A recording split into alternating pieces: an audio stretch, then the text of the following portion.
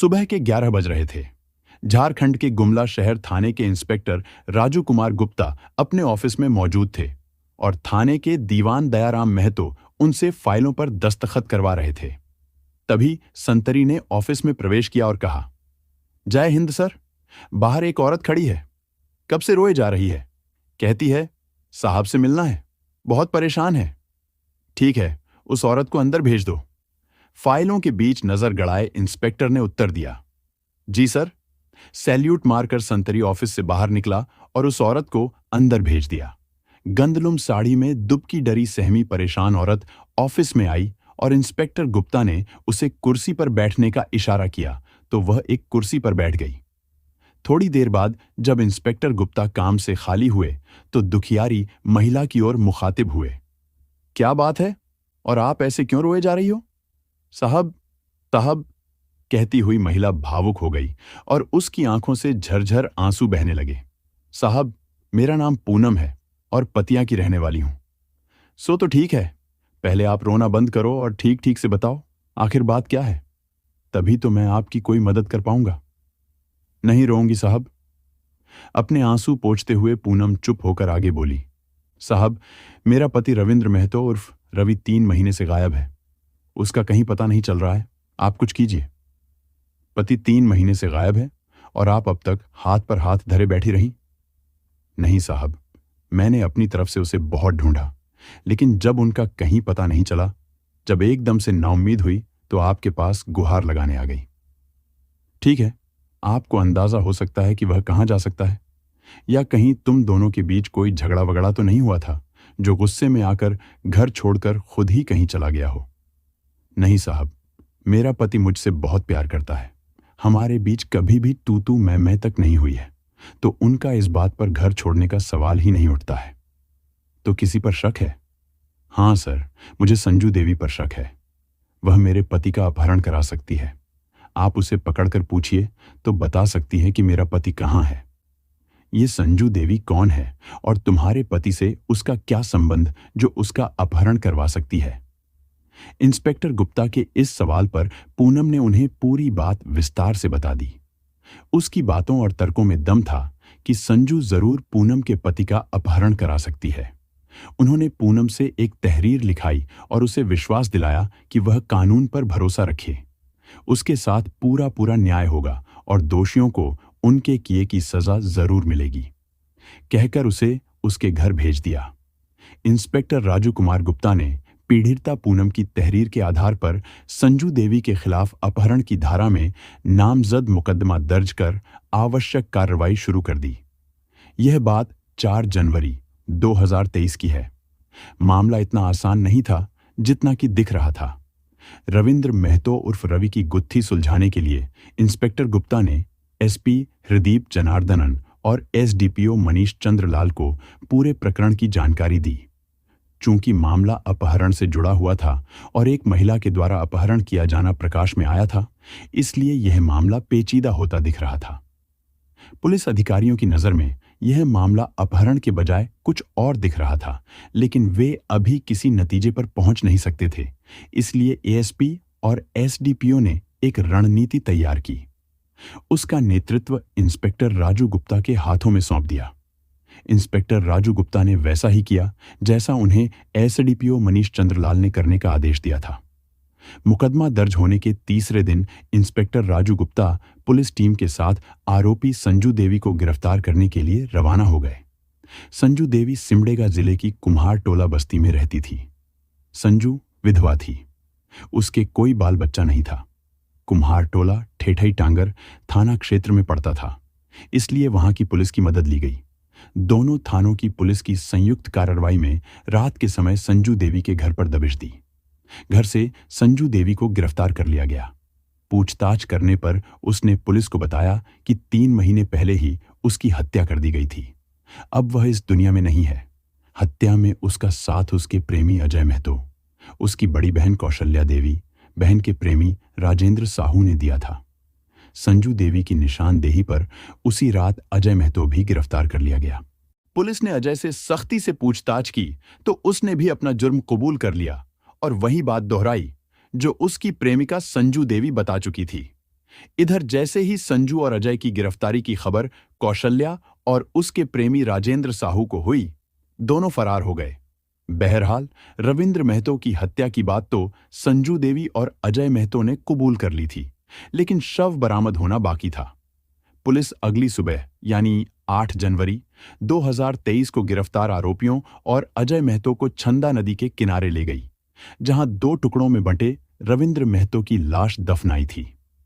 आरोपियों की निशानदेही पर पुलिस ने रविंद्र की लाश, जो कंकाल बन चुकी थी, बरामद कर ली। प्रारंभिक कार्रवाई करने के बाद पुलिस ने उसे पोस्टमार्टम के लिए जिला अस्पताल भेज दिया।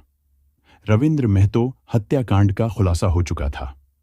8 जनवरी की शाम एसडीपीओ मनीष चंद्र लाल ने पुलिस लाइंस में प्रेस वार्ता बुलाकर पत्रकारों के सामने त्रिकोण प्रेम में हुई रविंद्र महतो की हत्या का खुलासा किया। इसके बाद दोनों आरोपियों को कोर्ट में पेश कर जेल भेज दिया। उधर फरार अन्य दोनों आरोपियों कौशल्या देवी और उसके प्रेमी राजेंद्र साहू को गिरफ्तार करने के लिए उनके हर संभावित ठिकानों पर दबिश दी जाने लगी, लेकिन दोनों पुलिस की पहुंच से बाहर थे। पुलिस पूछताछ के बाद रविंद्र महतो हत्याकांड की कहानी कुछ ऐसे सामने आई।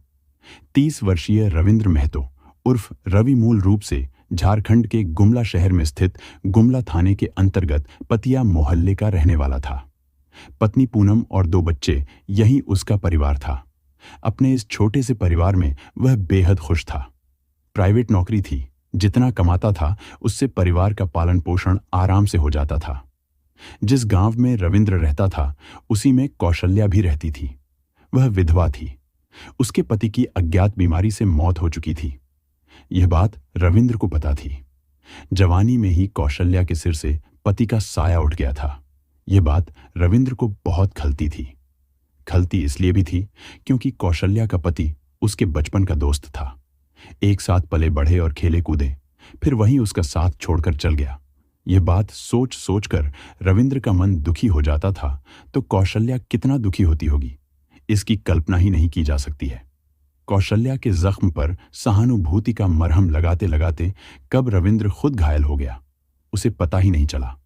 उसे एहसास तब हुआ जब वह कौशल्या से अलग होता था। वह उसे अपने आसपास होने को महसूस करता था। वह जब उसके पास नहीं होती थी तो उसके लिए बेचैन सा रहता था। यानी उसे कौशल्या से प्यार हो गया था। कौशल्या एक विधवा थी। रविंद्र महतो के उसके प्रति आकर्षित होने की बात पता चल चुकी थी। वह यह भी जानती थी कि रविंद्र शादीशुदा है और उसके 2 बच्चे भी हैं। वह भी खुद को रोक नहीं सकी और उसकी बाहों में झूल गई। दोनों ने एक दूसरे से अपने प्रेम का इजहार कर दिया। जब से दोनों ने अपने प्यार का इजहार किया था, तब से इनके बीच शर्मो हया मिट गई थी। रविंद्र महतो यह भी भूल गया था कि वह शादीशुदा है। उसका अपना घर परिवार है। पत्नी को जब उसके इश्क के बारे में पता चलेगा तो उसके दिल पर क्या बीतेगी, उसे कितना दुख पहुंचेगा। विधवा कौशल्या के प्यार में रविंद्र इस कदर अंधा हो चुका था कि जागते सोते, उठते बैठते, खाते पीते हर घड़ी उसे सिर्फ कौशल्या ही नजर आ रही थी। एक दिन की बात है, रात के करीब 8 बज रहे थे। कौशल्या घर में अकेली थी। खाना पकाकर किचन से हाथ मुंह धोकर कमरे में चारपाई पर जाकर बैठी थी कि तभी रविंद्र कहीं से घूमते हुए पहुंच गया था। अरे, इतनी रात गए यहां, लोग देखेंगे तो क्या सोचेंगे? कौशल्या उसे देखते ही हैरत से बोली। लोग देखेंगे तो क्या सोचेंगे? जो सोचेंगे उन्हें सोचने दो, मुझे इससे क्या लेना देना? रविंद्र ने पलटकर जवाब दिया। मैंने किसी के सोचने का ठेका ले रखा है क्या? मैं तो अपने प्यार से मिलने आया हूं। रविंद्र ने जवाब दिया। ठीक है, तो मैंने तुमको यहां आने से कब रोका है? तुम्हारे लिए मेरे दिल और घर दोनों के दरवाजे हमेशा खुले हैं। मैं तो ये कह रही थी। क्या कह रही थी? रविंद्र आशिकी भरे शब्दों में बोला। इन सुरमई आंखों में डूब जाने का जी चाहता है तो डूब जाओ। कौशल्या रविंद्र की आंखों में झांकती हुई बोली। किसने रोका है? ये दिल भी तुम्हारा है, मैं भी तुम्हारी हूं। कहती हुई कौशल्या बिस्तर पर बैठ गई। प्रेमिका की ऐसी बातों से रविंद्र का दिल जोर जोर से धड़कने लगा, जैसे सीने से उछलकर बाहर आ जाएगा। थोड़ी देर में दोनों सामाजिक मर्यादा को तोड़ते हुए प्रेम के समंदर में डूब गए। जब होश आया तो दोनों की एक दूसरे से नजरें टकराईं तो दोनों मुस्कुरा उठे। दोनों ने अपने कपड़े ठीक किए और रविंद्र ने कौशल्या से विदा होते हुए अपने घर लौट गया। कौशल्या बहुत खुश थी। उसके मन की मुराद बरसों बाद पूरी हुई थी। रविंद्र भी कुछ कम खुश नहीं था। वह तो अपनी प्रेमिका से भी ज्यादा खुश था। उस दिन के बाद रविंद्र और कौशल्या जब एक होते तब अपनी अपनी प्यास बुझा लेते। बात घटना से 1 साल पहले नवंबर 2021 की है। रविंद्र उस दिन बहुत खुश था और खुशी खुशी कौशल्या से मिलने उसके घर पहुंचा।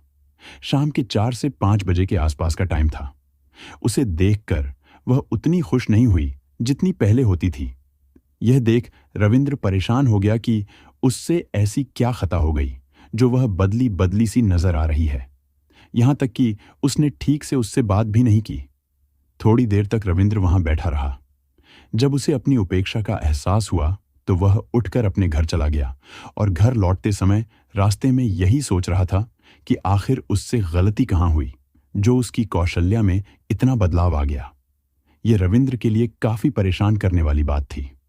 उस दिन के बाद से प्रेमिका कौशल्या रविंद्र को देखकर मुंह फेर लेती थी।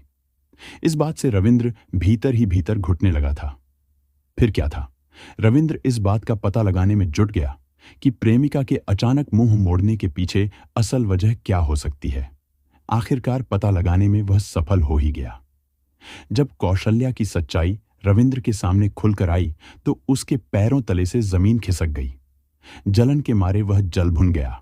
दरअसल कौशल्या का मन रविंद्र से भर गया था और वह पुराने कपड़े की तरह रविंद्र को बदलकर गांव के ही राजेंद्र साहू से दिल लगा बैठी थी।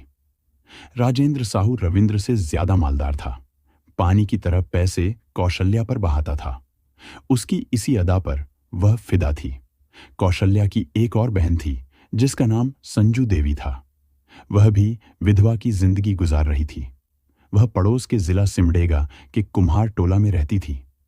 यह कुम्हार टोला ठेठई टांगर थाना क्षेत्र में पड़ता था। वह कौशल्या से कहीं ज्यादा खूबसूरत और जवान थी।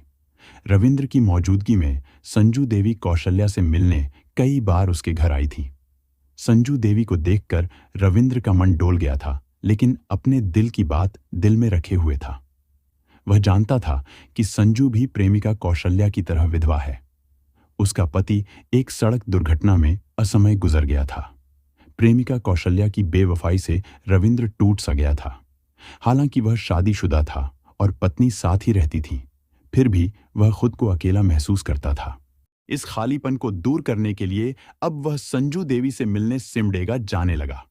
धीरे धीरे रविंद्र का झुकाव संजू की तरफ बढ़ता गया और वह उससे प्रेम करने लगा, जबकि संजू देवी की तरफ से ऐसा कुछ भी नहीं था। हाँ, उसमें इतना जरूर था कि वह हर किसी से हंस बोल लेती थी। वह बेहद खुश मिजाज और जिंदा दिल स्वभाव की महिला थी। उसकी इस अदा को अगर कोई प्यार समझ बैठे तो उसकी भूल थी। कुछ ऐसी ही गलतफहमी अपने दिलो दिमाग में रविंद्र भी पाले बैठा था कि संजू उससे प्यार करती है। सच्चाई यह थी कि संजू अपने ही गांव के रहने वाले अजय महतो से प्यार करती थी। रविंद्र का प्यार एक तरफा था। वह बार बार अपने प्यार का इजहार संजू देवी से करता था। संजू थी कि उसे घास तक नहीं डालती थी और तो और वह उसे अपने घर देखकर गुस्सा हो जाती थी। संजू इसलिए रविंद्र को अपने घर थोड़ी इज्जत देती थी कि वह उसकी बड़ी बहन का छोड़ा हुआ प्यार था। वह था कि उसके पीछे हाथ धोकर पड़ गया था। उसकी इन हरकतों से संजू तंग आ चुकी थी और एक दिन उसने बड़ी बहन को रविंद्र की करतूतें बता दी थीं। बहन की पीड़ा सुनकर कौशल्या का खून खौल उठा। उसी आवेश में उसे रास्ते से हटाने की योजना बना ली। इस योजना में कौशल्या के साथ उसका प्रेमी राजेंद्र साहू, उसकी छोटी बहन संजू देवी और उसका प्रेमी अजय महतो चारों शामिल हो गए। तय हुआ कि संजू रविंद्र को फोन करके अपने घर बुलाएगी। इसकी सूचना वह अपनी बड़ी बहन को देगी। बहन अपने प्रेमी राजेंद्र के साथ पहले से ही छंदा नदी के किनारे पहुंची होगी। छंदा नदी संजू की ससुराल से करीब 2 किलोमीटर दूर थी। धोखे से संजू रविंद्र को लेकर वहां पहुंचेगी और उसका काम तमाम कर लाश नदी के किनारे जमीन खोदकर दफन कर दी जाएगी। ऐसे सांप भी मर जाएगा और लाठी भी नहीं टूटेगी। योजना के मुताबिक 30 अक्टूबर 2022 को संजू देवी ने रविंद्र को फोन करके अपने घर बुलाया और उसे अपनी हसरतें पूरी करने का लालच भी दिया। संजू का फोन सुन रविंद्र खुशी के मारे झूम उठा और उसी शाम में वह संजू के घर कुम्हार टोला पहुंच गया। उसे देखकर संजू ऐसे खुश हुई जैसे बरसों दीदार के लिए तरसी हो। संजू का यह रिएक्शन देखकर रविंद्र खुशी के मारे फूला नहीं समा रहा था। उसे क्या पता था शातिर संजू ने उसकी मौत का कितना खतरनाक जाल बिछाया है। उसे उस तक पहुंचाने के लिए जिस्मानी रिश्ते का लालच देना एक छलावा मात्र था जो उसके जाल में बुरी तरह फंस चुका था। रविंद्र के घर पहुंचते ही संजू ने देर रात फोन करके कौशल्या को बता दिया तो कौशल्या ने कहा कि वह उसे किसी तरह फंसाकर कल शाम तक रोके रखे, लेकिन उसे किसी बात की भनक लगनी नहीं चाहिए। संजू ने वैसा ही किया जैसा उसे करने को उसकी बड़ी बहन ने कहा। संजू अपना नकली प्यार रविंद्र पर ऐसे उड़ेल रही थी जैसे बरसों से उसके प्यार के लिए तरस रही हो। रात जैसे तैसे बीती, संजू एक एक कदम फूंक फूंक कर चल रही थी। 31 अक्टूबर 2022 की शाम धोखे से संजू रविंद्र को छंदा नदी के किनारे लेकर पहुंची, जहां कौशल्या अपने प्रेमी राजेंद्र साहू और संजू का प्रेमी अजय महतो पहले से पहुंचकर छिपे हुए थे। अचानक तीनों को वहां देखकर रविंद्र समझ गया कि संजू ने उसके साथ धोखा किया है। इससे पहले कि रविंद्र कोई कदम उठाता, तब तक राजेंद्र साहू और अजय महतो दोनों उस पर टूट पड़े और गला दबाकर उसे मौत के घाट उतार दिया। फिर उसका सिर धड़ से अलग कर उसे उसी नदी के किनारे दफनाकर अपने अपने घरों में जाकर सो गए। इधर पति के घर से निकले 2 दिन बीत चुके थे। इसे लेकर रविंद्र की पत्नी पूनम परेशान थी। वह पति की खोज में जुट गई और 3 महीने बीत गए रविंद्र के गायब हुए, लेकिन कहीं पता नहीं चला। तीसरे महीने यानी 3 जनवरी 2023 को पूनम को कहीं से पता चला कि संजू ने उसके पति का अपहरण किया है। इसी आधार पर वह 4 जनवरी 2023 को गुमला थाने पहुंची और संजू के खिलाफ पति के अपहरण की नामजद रिपोर्ट दर्ज करा दी। पुलिस ने अपनी सूझबूझ के आधार पर रविंद्र महतो उर्फ रवि प्रकरण का निस्तारण किया और 7 जनवरी को संजू और अजय को गिरफ्तार कर कोर्ट में पेश किया, जहां से उन्हें जेल भेज दिया गया। कौशल्या और राजेंद्र साहू फरार चल रहे थे। पुलिस हत्या में प्रयुक्त बांका भी अजय की निशानदेही पर बरामद कर लिया था। दोस्तों, इस कहानी को सुनाने का हमारा उद्देश्य किसी की भावनाओं को आहत करना, किसी को ठेस पहुंचाना या परेशान करना बिल्कुल नहीं था। हमारा उद्देश्य केवल आपको जागरूक करना, सचेत करना और सतर्क रहने के लिए प्रेरित करना है। दोस्तों, इस पूरी घटना के बारे में आपकी क्या राय है? कमेंट बॉक्स में जरूर बताएं और अगर हमारी मेहनत पसंद आई हो तो इस वीडियो को लाइक करते हुए शेयर भी करें। अगर आपने अब तक चैनल को सब्सक्राइब नहीं किया है तो हमारे चैनल को सब्सक्राइब कर लीजिए।